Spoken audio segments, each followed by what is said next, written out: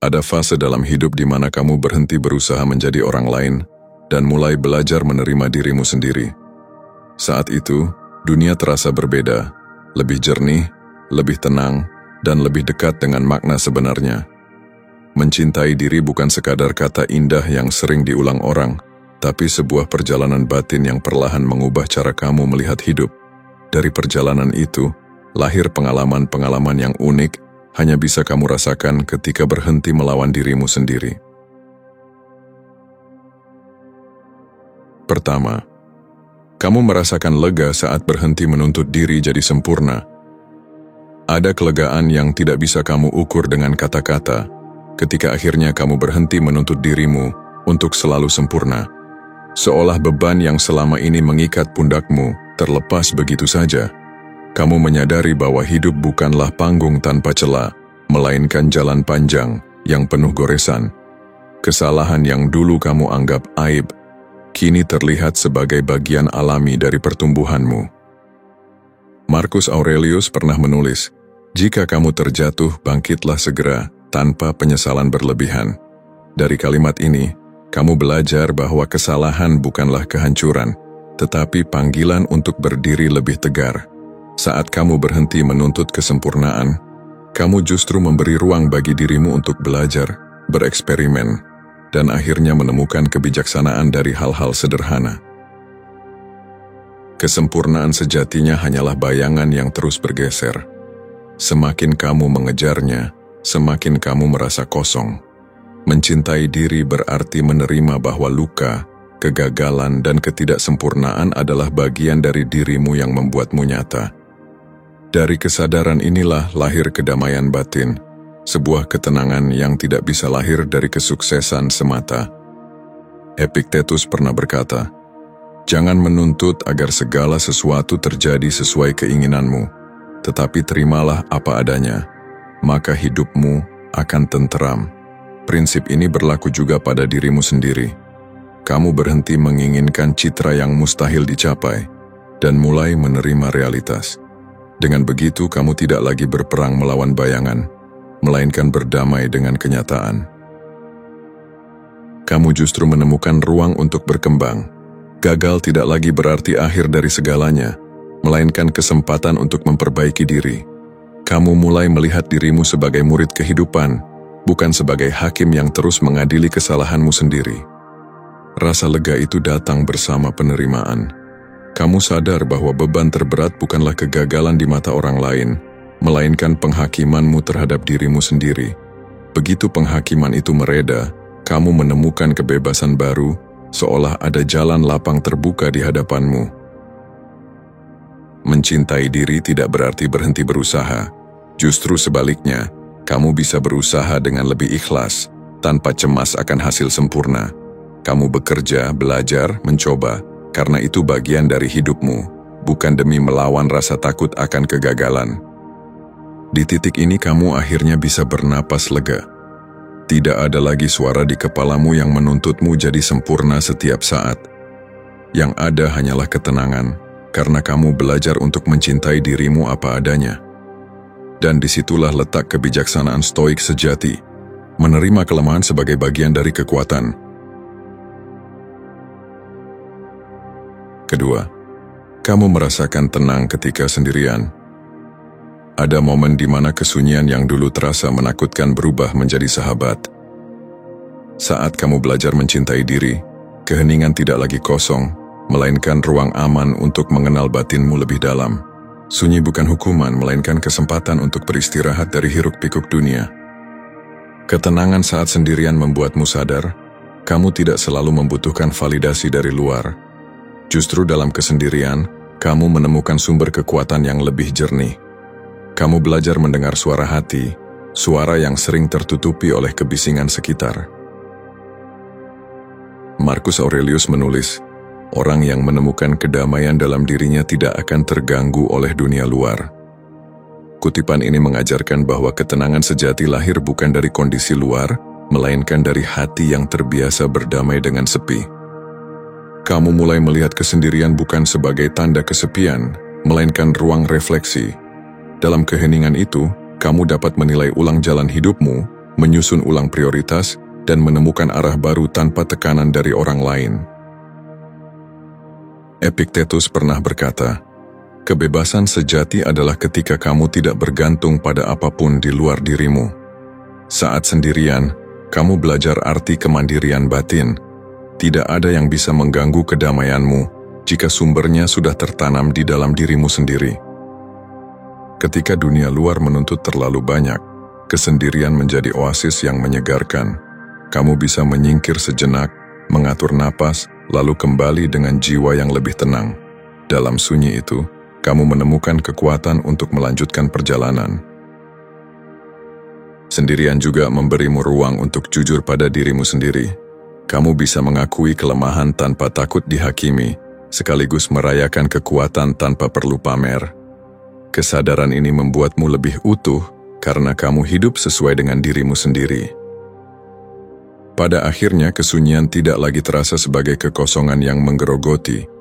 Ia menjelma menjadi tempat bernaung, tempat di mana kamu bisa kembali pulang pada dirimu sendiri. Dari situlah lahir ketenangan batin yang tidak mudah digoyahkan siapapun. Ketiga, kamu merasakan bahagia dari hal kecil. Ketika mencintai diri, sesuatu yang dulu terlihat sepele tiba-tiba menjadi sumber kebahagiaan. Secangkir teh hangat, udara pagi yang segar, atau senyum orang asing di jalan bisa membuatmu merasa cukup. Kamu mulai menyadari, rasa bahagia tidak selalu lahir dari pencapaian besar, melainkan dari hal sederhana yang sering kita abaikan. Ada kepuasan tersendiri saat kamu bisa menikmati hal kecil tanpa menunggu momen spektakuler. Kesadaran ini mengajarkan bahwa kebahagiaan bukan hasil dari menumpuk hal-hal besar, tapi dari kemampuan menikmati yang hadir di depan mata. Hidup terasa lebih ringan ketika tidak lagi dibebani tuntutan untuk selalu mencari sesuatu yang luar biasa. Epictetus berkata, dia yang tidak bersyukur atas yang sedikit, tidak akan bersyukur atas yang banyak. Prinsip ini menjadi nyata saat kamu belajar mencintai diri.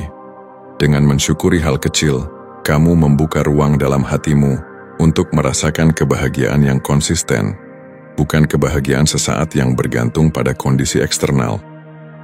Momen bahagia kecil seringkali datang tanpa rencana. Aroma hujan pertama, tawa yang tulus, atau hembusan angin yang menyejukkan. Ketika kamu berhenti mengejar kesempurnaan, panca inderamu lebih peka menangkap keindahan sederhana ini. Kamu tidak lagi buta terhadap anugerah yang setiap hari hadir di sekelilingmu. Kamu juga belajar bahwa kebahagiaan tidak harus ditunda sampai semua tujuan tercapai. Ketika belajar mencintai diri, kamu menemukan bahwa setiap langkah kecil bisa dirayakan. Bahkan kegagalan pun bisa menghadirkan rasa syukur, karena di baliknya ada pengalaman yang memperkaya batinmu. Marcus Aurelius menulis, kehidupanmu bahagia jika pikiranmu selaras dengan alam. Dengan mencintai diri, kamu lebih selaras dengan alam di sekitarmu. Kamu mampu menemukan kedamaian pada hal-hal sederhana yang diberikan kehidupan, dan itu sudah cukup untuk menumbuhkan rasa bahagia yang mendalam. Bahagia dari hal kecil membuatmu lebih tahan terhadap badai kehidupan. Kamu tidak lagi menunggu keadaan sempurna untuk merasa tenang. Justru di tengah kesulitan pun, ada secercah cahaya kecil yang bisa menguatkan hatimu, karena kamu telah terlatih menemukan makna dalam hal sederhana. Kebahagiaan sederhana ini mengubah cara pandangmu terhadap hidup. Kamu tidak lagi haus pada validasi atau pencapaian yang mencolok. Sebaliknya, kamu merasa kaya hanya dengan menikmati momen kecil yang tulus. Dari situlah lahir rasa damai yang stabil, sebuah ketenangan yang tidak bergantung pada siapapun. Keempat, kamu merasakan kuat meski tidak ada yang mengakui. Ada kekuatan yang lahir ketika kamu berhenti menunggu pengakuan dari luar. Saat orang lain tidak melihat usahamu, kamu tetap berdiri tegak karena tahu nilaimu tidak bergantung pada tepuk tangan mereka. Ketenangan batin ini hanya muncul ketika kamu belajar mencintai dirimu apa adanya. Rasa kuat itu bukan hasil dari sorotan atau pujian, melainkan dari kesabaran menghadapi dirimu sendiri. Kamu mengerti, bahkan ketika dunia tidak memberi tempat bagimu, Kamu masih punya ruang di dalam hati untuk bertahan. Kesadaran ini membuatmu lebih kokoh daripada yang terlihat. Epictetus pernah berkata, jika kamu mencari penghargaan dari luar, kamu menjadikan dirimu Buddha. Dengan mencintai diri, kamu terlepas dari belenggu itu. Kekuatanmu tidak lagi ditentukan oleh orang lain, melainkan oleh pilihanmu untuk tetap setia pada jalan yang kamu jalani. Terkadang dunia akan menutup mata terhadap kerja kerasmu, namun justru di sanalah keteguhan diuji. Kamu belajar untuk melanjutkan langkah tanpa menoleh pada penilaian luar. Tenaga yang dulu habis untuk mencari pengakuan kini dialihkan untuk membangun dirimu sendiri. Marcus Aurelius menulis, kebahagiaan hidupmu bergantung pada kualitas pikiranmu. Ketika pikiranmu fokus pada tujuan, kamu tidak lagi gelisah dengan kurangnya pengakuan. Kekuatanmu tumbuh dari ketekunan sehari-hari, meski tidak ada sorotan yang menyanjung. Kesunyian tanpa pengakuan seringkali menjadi ladang subur bagi ketangguhan. Kamu tahu betapa sulitnya berjalan sendirian, tapi justru dari situlah otot jiwamu ditempa. Tidak ada yang melihat, tapi kamu sadar, dirimu semakin berdaya. Kekuatan semacam ini membuatmu tidak mudah dikendalikan. Orang lain mungkin meremehkan, bahkan melupakan, namun kamu tetap berdiri dengan keyakinan bahwa keberhargaanmu tidak bisa ditentukan orang lain. Itu adalah fondasi keteguhan yang jarang dimiliki banyak orang. Ketika belajar mencintai diri, kamu menemukan inti kekuatan yang tidak memerlukan saksi. Meski dunia diam, kamu tetap berjalan. Meski tak ada pengakuan, kamu tetap tumbuh. Di sanalah letak ketangguhan sejati, keberanian untuk berdiri tanpa perlu tepuk tangan siapapun.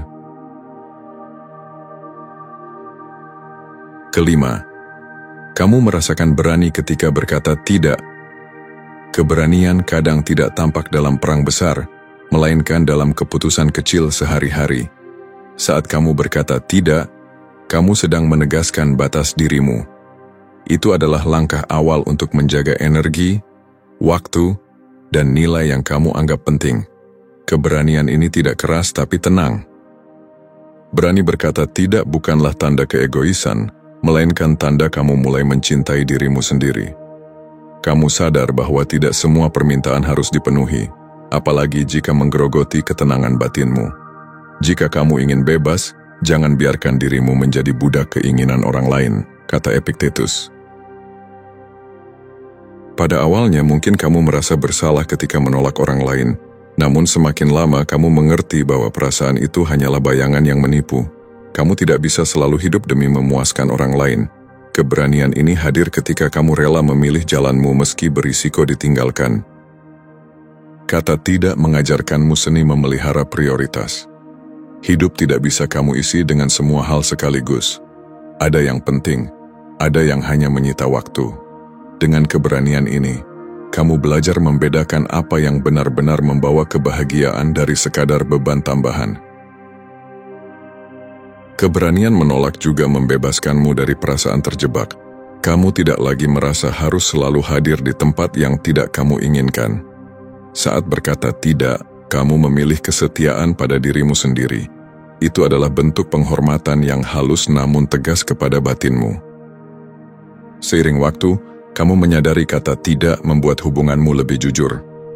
Orang mulai tahu bahwa ketika kamu berkata ya, itu sungguh tulus, bukan keterpaksaan. Hubungan yang dibangun atas dasar ketulusan selalu lebih kuat daripada yang dipenuhi kepura-puraan demi menyenangkan semua pihak. Marcus Aurelius menulis, jika sesuatu bukan milikmu, jangan melawannya. Dengan menolak hal yang tidak sesuai dengan jalanmu, kamu sebenarnya sedang melindungi dirimu dari kehilangan arah. Menolak berarti memilih dengan sadar, bukan sekadar mengikuti arus yang menenggelamkan. Keberanian berkata tidak membuatmu berdiri tegak. Kamu berhenti hidup di bawah bayangan orang lain. Di dalam keheningan, kamu tahu satu hal. Menolak orang lain bukan berarti kamu kehilangan cinta. Justru itu tanda bahwa kamu sudah berani mencintai dirimu sendiri. Keenam, kamu merasakan damai saat gagal. Kegagalan dulu terasa seperti pukulan yang meruntuhkan, tetapi saat kamu mulai mencintai diri, gagal tidak lagi menjadi momok. Ia berubah menjadi ruang hening di mana kamu belajar menerima. Kamu tidak lagi menyalahkan dirimu berlebihan, melainkan melihat jatuh sebagai bagian alami dari perjalanan hidup. Marcus Aurelius menulis, apapun yang terjadi padamu sudah dipersiapkan untukmu sejak awal waktu.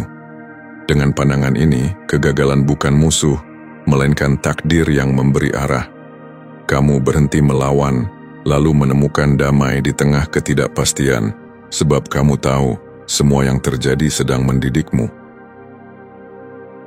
Ketika gagal, kamu tidak lagi merasa hidupmu berakhir.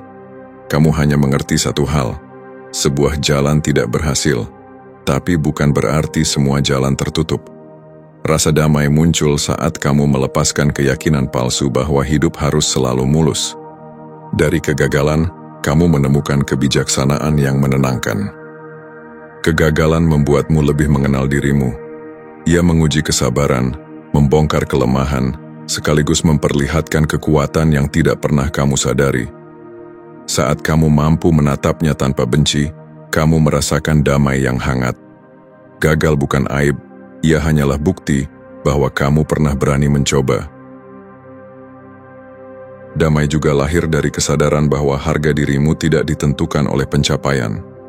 Kamu berhenti menempelkan identitas pada hasil, lalu mulai memandang hidup sebagai proses. Seperti air sungai yang mengalir, kegagalan hanyalah bagian dari arus yang akhirnya akan bermuara juga pada pertumbuhan.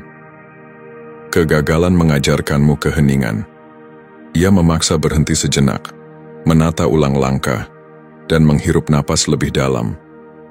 Damai itu hadir bukan karena hidupmu tanpa masalah, melainkan karena kamu mampu berdiri tenang di tengah badai. Itulah kekuatan yang lahir dari cinta pada diri sendiri.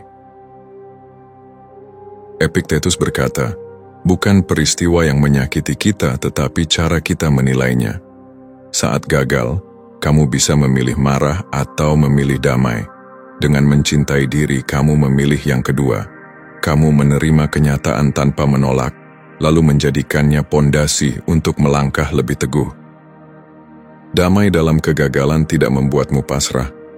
Justru dengan hati yang tenang, kamu lebih siap mencoba lagi. Tidak ada lagi ketakutan berlebihan, tidak ada lagi cemooh yang membebani. Kamu berdiri dengan keyakinan baru, bahwa setiap jatuh hanyalah kesempatan lain untuk tumbuh. Ketujuh, kamu merasakan ringan ketika berhenti membandingkan. Perasaan tertekan sering muncul bukan karena hidupmu kurang, melainkan karena kebiasaan membandingkan dengan orang lain. Setiap kali melihat pencapaian mereka, hatimu terasa berat, seolah kamu selalu tertinggal. Namun saat kamu belajar mencintai diri, perbandingan itu perlahan menghilang. Kamu menemukan ringannya langkah saat tidak lagi menimbang hidup dengan ukuran orang lain. Epictetus pernah mengingatkan, jangan biarkan pikiranmu dipengaruhi hal yang berada di luar kendali. Membandingkan hidupmu dengan orang lain jelas berada di luar kendali. Ketika kamu berhenti melakukannya, beban batinmu berkurang. Kamu mulai sadar bahwa fokus terbaik hanya pada apa yang bisa kamu lakukan hari ini, bukan pada apa yang dimiliki orang lain. Perbandingan itu bagaikan racun halus. Ia membuatmu merasa hidupmu selalu kurang, padahal kamu sebenarnya sudah cukup. Dengan berhenti membandingkan, kamu belajar menghargai apa yang ada. Kamu bisa menatap dirimu dengan jujur tanpa merasa rendah. Dari situlah lahir rasa ringan, karena kamu tidak lagi berperang dengan bayangan yang tidak nyata. Hidup menjadi ringan karena kamu mengerti bahwa jalan setiap orang berbeda. Kamu tidak lagi melihat keberhasilan orang lain sebagai ancaman, melainkan inspirasi. Dengan begitu, kamu bisa belajar tanpa merasa iri. Kamu menjadi lebih bebas untuk mengembangkan dirimu, tanpa tekanan untuk selalu menjadi yang terdepan. Ada perbedaan besar antara mencontoh dengan sehat dan membandingkan dengan iri. Yang pertama menumbuhkan, yang kedua meruntuhkan. Ketika berhenti membandingkan, kamu memilih jalan pertama. Kamu menyalakan api kecil dalam dirimu sendiri, bukan membakar dirimu dengan api orang lain. dan api yang tumbuh dari dalam jauh lebih murni. Kamu juga mulai menyadari bahwa apa yang tampak di luar belum tentu menggambarkan kenyataan. Banyak orang tampak bahagia di permukaan, namun menyimpan luka di balik senyum. Mengetahui ini membuatmu lebih ringan, karena kamu sadar tidak ada hidup yang benar-benar sempurna. Semua orang punya beban masing-masing. Marcus Aurelius menulis, kebahagiaanmu tergantung pada kualitas pikiranmu. Ketika pikiranmu berhenti membandingkan, hidup menjadi lebih damai. Kamu tidak lagi memikul beban yang seharusnya bukan milikmu. Kamu bisa berjalan dengan langkah yang lebih ringan. Karena jalur hidupmu hanya milikmu, bukan siapapun juga. Ringan itu hadir ketika kamu menerima dirimu apa adanya. Tidak ada lagi lomba semu, tidak ada lagi rasa tertinggal. Kamu berjalan di jalanmu sendiri dengan tempo yang tenang, tanpa terburu oleh bayangan orang lain. Dan disitulah kamu menemukan kebebasan batin yang sejati. Hadiah dari cinta pada diri sendiri. Kedelapan, kamu merasakan hangat saat berdamai dengan masa lalu. Masa lalu sering menyimpan luka, penyesalan, dan kenangan yang membuat hati terasa berat. Namun saat kamu mulai mencintai diri, kamu berhenti melawan apa yang sudah terjadi. Kamu memilih berdamai. Dari keputusan itu muncul rasa hangat, seolah beban lama perlahan luruh, memberi ruang bagi ketenangan yang lebih lembut. Marcus Aurelius menulis, hidupmu hanya sekarang. Masa lalu sudah berlalu, masa depan belum datang. Ketika kutipan ini benar-benar meresap, masa lalu berhenti mengikatmu. Kamu tidak lagi terjebak dalam pikiran seandainya. Kamu belajar menerima kenyataan sebagai bagian dari dirimu, bukan musuh yang harus dilawan. Hangat itu datang ketika kamu menyadari bahwa memaafkan masa lalu bukan berarti menyetujui semua yang terjadi. Itu hanya berarti kamu berhenti mengulang penderitaan dalam pikiranmu. Kamu berhenti mengoyak luka lama dan memilih membiarkannya sembuh. Dari situlah kehangatan batin tumbuh dengan alami. Masa lalu adalah guru, bukan penjara. Ia mengajarkan banyak pelajaran berharga, meski dengan cara yang kadang menyakitkan. Saat kamu berdamai, rasa hangat lahir karena kamu mampu melihat sisi positif dari setiap kejadian. Kamu tidak lagi menolak sejarahmu, tapi menyalakan cahaya baru dari dalamnya. Berdamai dengan masa lalu juga berarti berdamai dengan dirimu yang dulu. Kamu tidak lagi membenci kesalahanmu, melainkan melihatnya sebagai bagian dari proses menjadi dirimu hari ini. Kehangatan itu hadir ketika kamu mampu memeluk versi lama dirimu, dengan rasa terima kasih bukan dengan penyesalan. Epictetus berkata, kesulitan menunjukkan siapa dirimu sebenarnya. Luka masa lalu pernah menunjukkan betapa rapuhnya kamu, tapi juga betapa kuatnya dirimu untuk bertahan. Saat menyadari hal ini, hatimu menjadi lebih hangat. Kamu mulai melihat penderitaan bukan sebagai kutukan, tapi sebagai jalan pembentukan. Hangat juga hadir ketika kamu melepaskan dendam. Memaafkan bukan hadiah untuk orang lain, tapi hadiah untuk dirimu. Saat racun kebencian hilang, ruang dalam hatimu dipenuhi ketenangan. Kamu berhenti menyimpan api yang membakar dari dalam, lalu merasakan kehangatan yang menenangkan dari kedamaian.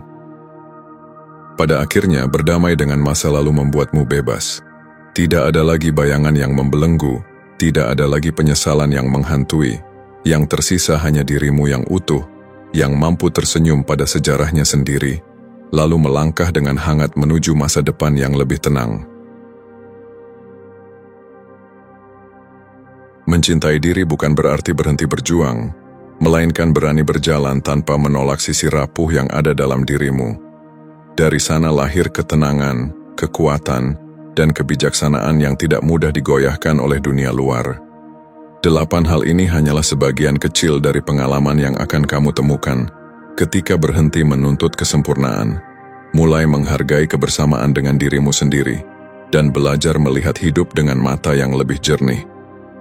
Karena pada akhirnya, tidak ada cinta yang lebih menentukan arah hidupmu selain cinta pada dirimu sendiri.